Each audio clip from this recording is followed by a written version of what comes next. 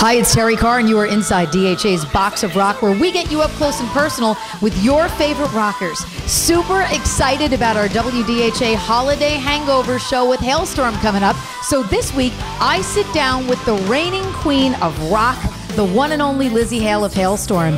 I began our chat by asking Lzzy if she felt the pressure to follow up the last record with The Strange Case of.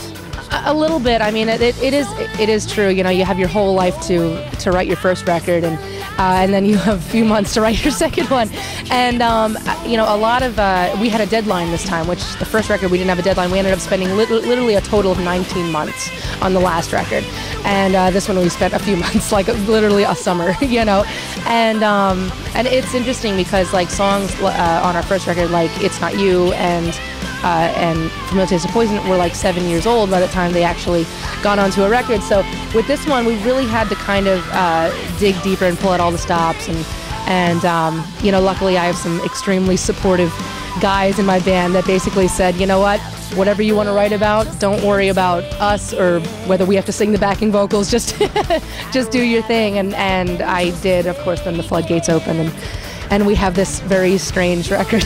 With an amazing, amazing song list, a phenomenal. Before we talk about that, I wanted to ask you, so you leave Red Lion, Pennsylvania as one band, and then you sort of come back, I guess 2 years later, completely different, obviously evolved as artists, different people.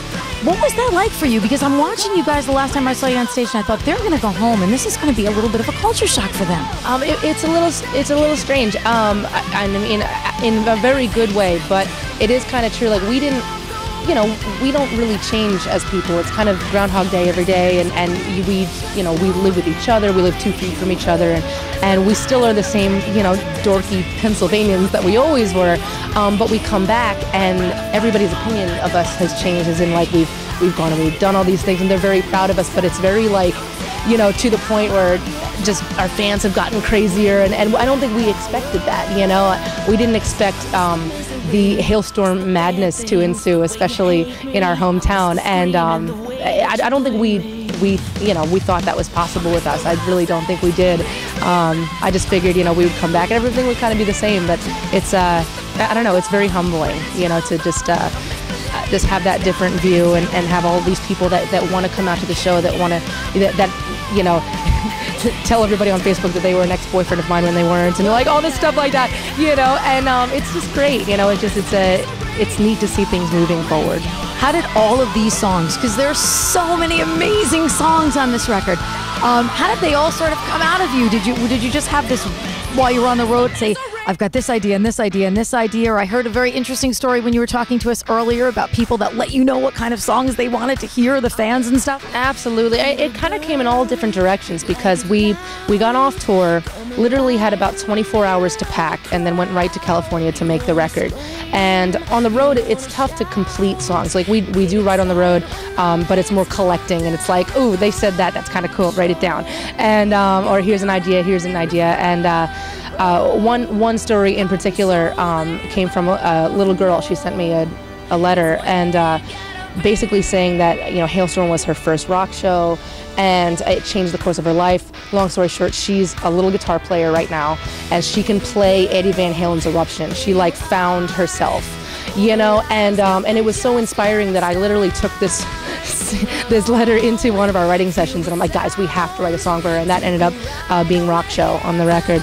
But it's just, it was incredible, because we went in kind of high off the road, and you know, the amplifier's still ringing in our ears, and we wrote some of the most aggressive songs we've ever written. We wrote like Love Bites and Freak Like Me, Miss the Misery, and all these songs. And then halfway through, I started writing some of the most intimate songs I'd ever written, and even subject matter that I always felt like, oh, you know, I don't need to do that.